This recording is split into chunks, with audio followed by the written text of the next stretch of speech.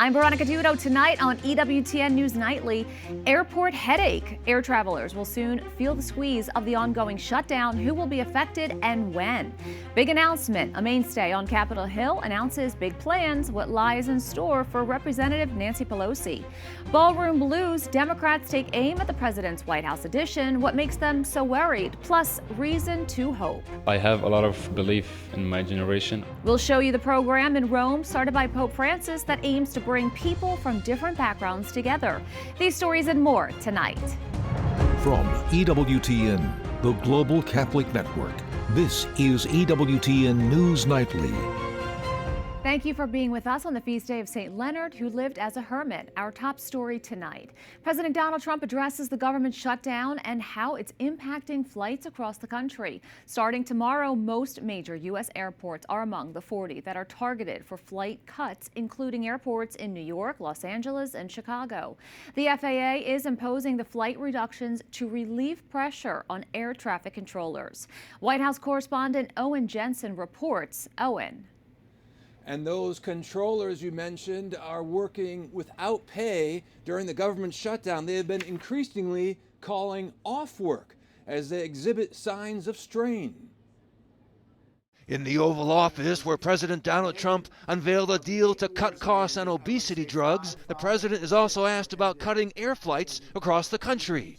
Due to the shutdown, the FAA, Federal Aviation Administration, reducing air traffic across high-volume markets. As Sean Duffy announced, they're cutting in certain areas 10%, and they want to make sure it's 100% safe. That's why they're doing it. Passengers should start to be notified about cancellations. According to one industry estimate, the cuts could affect as many as 1,800 flights or upwards of 268,000 passengers per day. The FAA administrator says he cannot ignore the pressures building in the system. And we're not going to wait for a safety problem to truly manifest itself when the early indicators are telling us we can take action today to prevent things from deteriorating. Air traffic controllers believe they're being used as political pawns.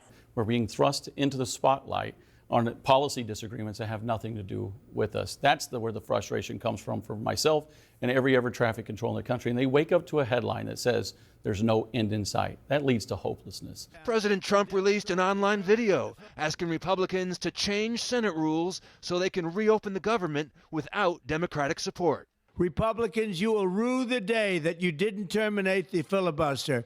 Be tough, be smart, and win. This is much bigger than the shutdown. This is the survival of our country. Democrats say President Trump is deliberately making the shutdown worse. Instead of negotiating, he's trying to bully us. And we are not going to stand for it. The flight reductions coming just weeks before the very busy holiday season. And one airline recommends travelers buy backup tickets with another airline to avoid being stranded. At the White House, Owen Jensen, EWTN News Nightly. Joining us now is Mark Blabber, an air traffic controller himself, an adjunct professor at Lewis University. Mark, thank you so much for coming on today. It's my pleasure to be here. Can you explain how the FAA's decision to reduce flights by 10% will affect day-to-day air traffic operations across the country? Well, if there are shortages of controllers, which we are short-staffed right now, pretty much, and that short staffing is in the busiest areas, New York, the East Coast, Florida, West Coast, Oakland, LA, SoCal, TRACON, and any kind of delays or cancellations ripple across the whole system.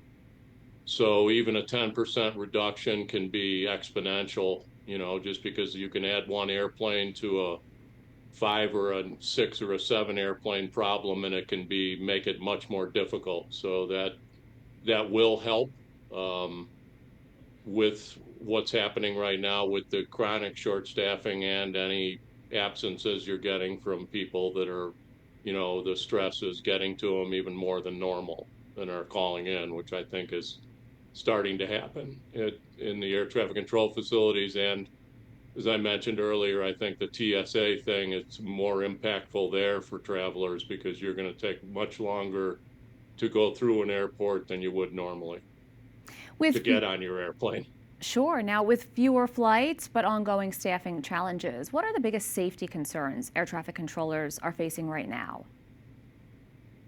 You know, that probably doesn't change that much. It's, you know, you're overworked. There, a lot of people are on 6-day weeks. Some people are working 50+ hours, which I don't care who you are, that, you know, may minimize or lessen your ability to do your job. And that's been going on for 2 or 3 years now. So, and now you add a little bit more stress with the, you know, not getting a paycheck, you know, and that just any little thing can affect someone at a sector, you know, trying to do their job. Now, you explained. And with kind of no end in sight, I think that's frustrating for everybody too. You know, that there doesn't seem to be any negotiations going on. Do you have a message for lawmakers on Capitol Hill? I think they should end the shutdown. Shutdowns aren't good for anybody. We went through a lot of them as controllers. They hurt everybody. They hurt taxpayers. They hurt government employees. They don't work, I don't think, to get, you know, somebody's trying to get something. Now, as you mentioned, you've been doing this for a long time and have gone through other shutdowns. Does this one seem different to you? Well, what happened here that's weird is I work for a contractor. The FAA hires a contractor, SAIC, who then hires retired controllers, and we go back into the buildings where we used to work, and we train the controllers for the first year or so in a simulated lab atmosphere where it's exact same equipment, the traffic is computer generated. In every other shutdown up till now, we were sent home and the training stopped. This time, for some reason, this administration is being allowed to move money around from somewhere nobody knows. We're still working. I'm a contractor. I'm getting paid. The controllers I'm training are not getting paid, which is really strange and weird. And they're paying the armed forces and ICE this time. Other times, nobody got paid, which adds to the pressure on lawmakers to end the shutdown. So in this one, they've mitigated some of the damage to some employees, but not others, which is kind of, they're picking and choosing who's getting paid and who's not. And a lot of people are forced to work without pay. So that's where this one is different. Mark Blabber, thank you so much for your time today. My pleasure. On top of safety concerns, flight delays and cancellations are additional problems many travelers will have to navigate. Patrick Arnson is CEO of Thrust, a multi-location flight training organization that has trained thousands of pilots from around the world. Patrick, you are also a former airline pilot. Do you recall a time when things were this challenging for the airline industry? You know, the last time that I can really recall that it was this bad was during the 9/11 attacks. So it's been quite a while since we had such a big problem in the industry. Now, airports in New York, Los Angeles, and Chicago, along with hubs across the U.S., are among the 40 that will see flight cuts starting Friday due to the government shutdown. Do we know yet how that might work, and will that be all at once or incrementally? You know, I think it's anybody's best guess at this point. We're kind of in uncharted territories at this point. And I think the big unknown is we really don't know how big this effect is going to be, how many of these controllers and these people that are working approach control and center control are not going to be at work. So I think it really, we're just really going to have to wait and see what happens. Do we know yet how airlines might try to cope with the cutbacks? You know, I think what we'll see is probably a lot of the the flights that are going into these, major metropolitan areas will be combined. And I think you're just going to see a reduction in these flights. So I think it's going to be a situation where If you're traveling back and forth to New York or any of these busy places, you're just not going to have the same number of flights as you typically would. And I also think you're going to see increased ticket prices as a result of this. So we hear often from lawmakers on Capitol Hill about the shutdown, but for everyday Americans who are working and trying to run their businesses like you are, what's your message? You know, I think the biggest message is we really want to see the government open back up. We really want to see these hardworking government employees to start getting paid. We operate a very large flight school in the Dallas area and also in Arizona, and it's even affected us.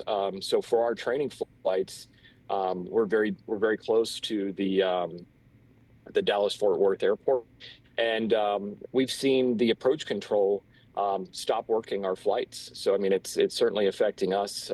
You know, even as small as we are as compared to the airlines, it's even affecting little guys and you know, the folks that are trying to learn to fly to become airline pilots. So we're ready for everybody to get back to work and hopefully get back to a more normal life. Now, as a former airline pilot, of course, can you talk a little bit about the role of an air traffic controller? And do you think this was the right choice given that so many were calling out sick? You know, I think if I were in their shoes, you know, I don't think I'd be calling out sick. I mean, their role in aviation safety is really, really critical. And keeping you know, pilots safe in the skies and airline traffic separated from each other is of the most paramount importance. You know, safety of flight is something that can't be compromised. So, you know, I think if I were in their shoes, you know, I don't think I'd be real happy about the situation, but I think I would also take solace in knowing that there's going to be back pay. But, you know, for those people that are living paycheck to paycheck, this can be certainly a big factor in their mental health and their mental well-being and their family's well-being. So again, I think the right answer is to get the government open back up, get these folks paid, and get everybody back to work. Patrick Arnson, thank you so much for joining us. Thank you so much.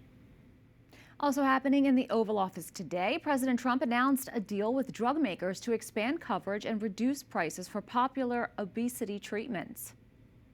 It's a triumph for American patients that will save lives and improve the health of millions and millions of Americans. Amazing thing. They are amazing. Drugs such as Ozempic, Zepbound, and Wegovy work by targeting hormones in the gut and brain that affect appetite and feelings of fullness.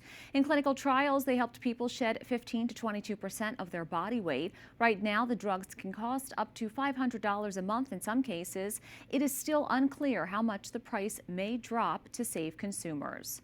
There is a new decision today from the Supreme Court. The Trump administration will be allowed to enforce a policy blocking people who identify as transgender or non-binary from choosing passport sex markers that align with their gender identity. There is currently a lawsuit over the issue, but the court's decision allows the policy to be enforced while that lawsuit plays out. The Trump administration says the president has the authority to set rules on government documents. Those who identify as transgender say the policy puts their safety at risk.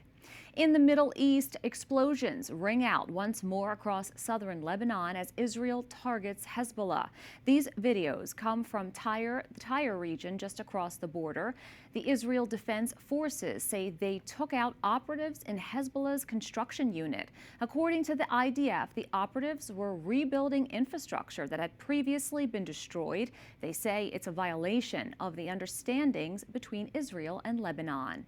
Meanwhile, the remains of Staff Sergeant Itay Chen were returned to Israel by Hamas this week. He was the final U.S.-Israeli hostage held in Gaza. Chen was abducted during the attacks on October 7, 2023, after falling from a tank. His death was confirmed a few months later. Israel also returned the bodies of 15 Palestinians. A paramilitary group in Sudan known as the Rapid Support Forces says it has agreed to a ceasefire proposal from U.S.-led mediators. The group has been at war with the country's Sudanese military for more than 2 years. This announcement comes a week after the Rapid Support Forces captured the city of El Fasher, the last major stronghold of the Sudanese army in the Darfur region. According to one military official, the army is demanding the RSF's disarmament and complete withdrawal from civilian areas before moving forward with the truce. The U.S. is working with the Sudanese military to finalize the details, saying it could have an announcement soon. We have a lot more still to come on EWTN News Nightly. Capitol Hill shakeup. The big news announced today by Representative Nancy Pelosi and how lawmakers are responding. Plus, taking a closer look, the questions Democrats have over President Trump's proposed ballroom.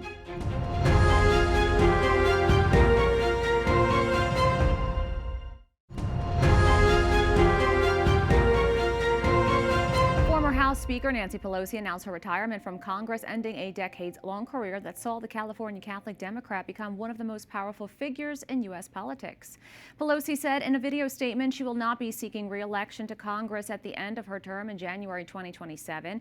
The 85-year-old became the first woman to serve as Speaker of the House and led her party in the lower chamber of Congress from 2003 until 2023. She was first elected to Congress to represent San Francisco in 1987 and quickly rose through the ranks. Nancy D'Alessandro Pelosi will go down in history as the greatest speaker of all time. Her tenure has been iconic, legendary, historic, and transformational. Former Speaker Nancy Pelosi has now announced her retirement this morning. That is a very important sign that I hope that you all will delve into. Even the famous San Francisco liberal is not far left enough for the neo-Marxists. We commend her for her services. We all do, everyone who serves in Congress. But Pelosi has had a long and controversial relationship with the Catholic Church over her pro-abortion views. In her own diocese in San Francisco, she was banned from receiving the Holy Eucharist by the bishop. President Trump's proposed White House ballroom is coming under scrutiny by Senate Democrats. They are demanding a full investigation. Democrats say they want to know if those companies received an increased number of government contracts for their donations. They argue without transparency, the ballroom could become a channel for improper influence within the administration. Capitol Hill correspondent Eric Rosales has been following the story and joins us with the latest. Eric. Good evening, Veronica. Major tech, defense, and cryptocurrency companies are helping to fund the project and its nearly $300 million price tag. The donor list is extensive. Companies like Apple, Amazon, Meta, Microsoft, and Google, along with Lockheed Martin, T-Mobile, and Comcast, just to name a few. All these companies have ties to the government, and Democratic Senator Richard Blumenthal is now calling for a full investigation. He wants documents, records, and communications related to their contributions.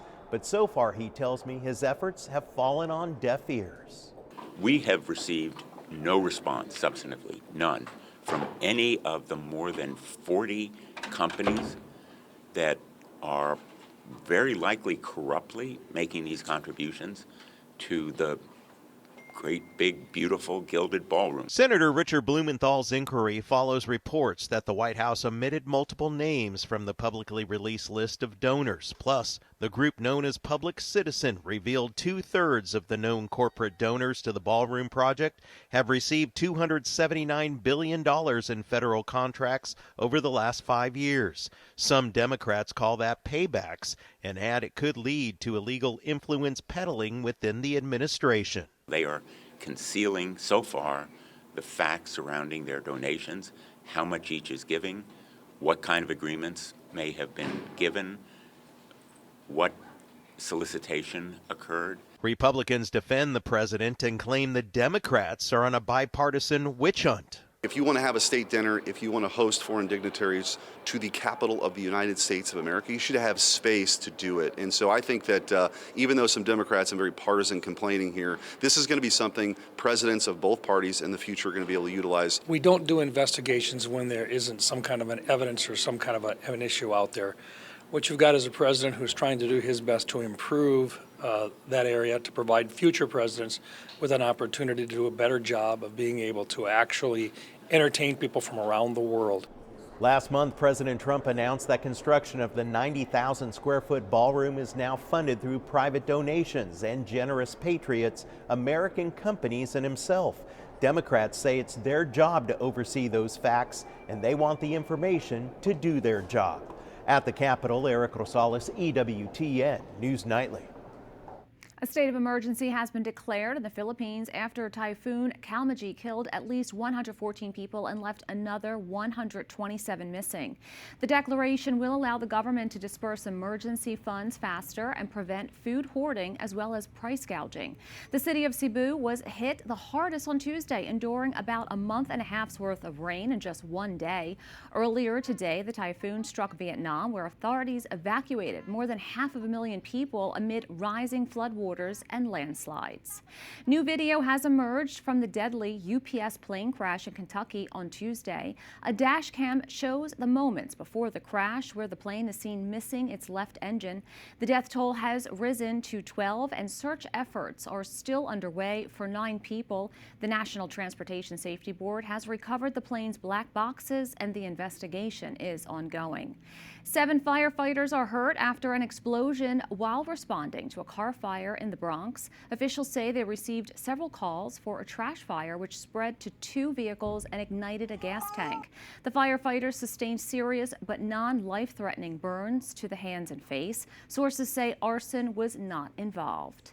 Up next on EWTN News Nightly, 2 popes and a president. The Palestinian president meets with Pope Leo and visits the tomb of this late pope. Plus, students from war-torn countries attend a special summit at the Vatican and even got to meet the Pope.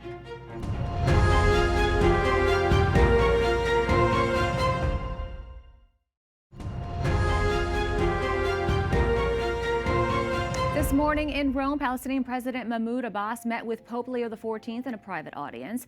It's the first time they met face-to-face. Previously, they had only spoken on the phone. The Holy See press office says the two agreed that there was an urgent need to provide aid for the people of Gaza and to end the conflict by pursuing a 2-state solution. The Vatican has officially recognized the state of Palestine since 2015. President Abbas also took time to visit the tomb of Pope Francis. Is the ceasefire between Israel and Hamas enough, or is a deeper solution needed for lasting peace? This question was explored by university students from Israel, Palestine, and the U.S. who gathered in Rome for a special global summit. EWTN News Vatican journalist Paula Flynn has more. Just weeks after the ceasefire between Israel and Hamas, university students from Israel, Palestine, and the United States gathered at the Vatican to talk about peace. Created by Pope Francis and promoted by Escolas Ocurrentes, the educational program Meaning Meets Us brings together young people from conflict-torn regions to facilitate dialogue and inspire hope for a new generation. Now in its second year, the summit brought together students from the Hebrew University of Jerusalem, Tel Aviv University, and Georgetown University. Certainly over these last 2 years, there have been periods where I can say that I did not have hope. I felt that no matter what I tried to do, it didn't amount to anything. I think that Middle Meets has, it showed me that there are a lot of people who do want this change, and that the world also wants to see this change. Among the various topics discussed during the sessions was the ceasefire between Israel and Hamas. The students talked about whether this could be a lasting solution and what a deeper, more meaningful resolution might look like. The participants also had the opportunity to meet Pope Leo during the Wednesday general audience, where they shared the results of their dialogue and received his encouragement. I spoke to the Pope himself, and I told him a little bit about our program with Scholas and Middle Meets. I told him that it's a dialogue program intended to connect and build bridges between Muslims, Jews, and Christians, between Israelis, Palestinians, and Americans. And he shook my hand and he smiled and he told me we all need to work together to build bridges towards peace, and that he promises to do that and continue working towards peace himself. The idea for this initiative was born after Hamas's attack on Israel on October the 7th, 2023. Today, the program counts between 150 and 200 students in universities across Israel, Europe, and the United States. think that our interfaith dialogue can only go so far when there are so many issues adjacent to the religious that otherwise we might be talking about. The intertwining of the religious and the political leaves us, I think, with the need to have connection to students in the region themselves and not just to talking about what those students might be experiencing. Despite coming from different countries, religions, and backgrounds, the students share more than just a desire for dialogue. They share a profound hope for a better future. I have a lot of belief in my generation. I think we came in the middle. We didn't really experience what our grandparents experienced, and we want to live and we see a lot of normal life outside of our home, and we have the ability to look elsewhere and try to learn from other countries. And I think my generation is really want to change. In Rome, Paola Flynn, EWTN News Nightly. We thank you for watching tonight. Remember, you can follow us on social media, Facebook, X, YouTube, and Instagram at EWTN News Nightly. I'm Veronica Dudo. Good night and God bless.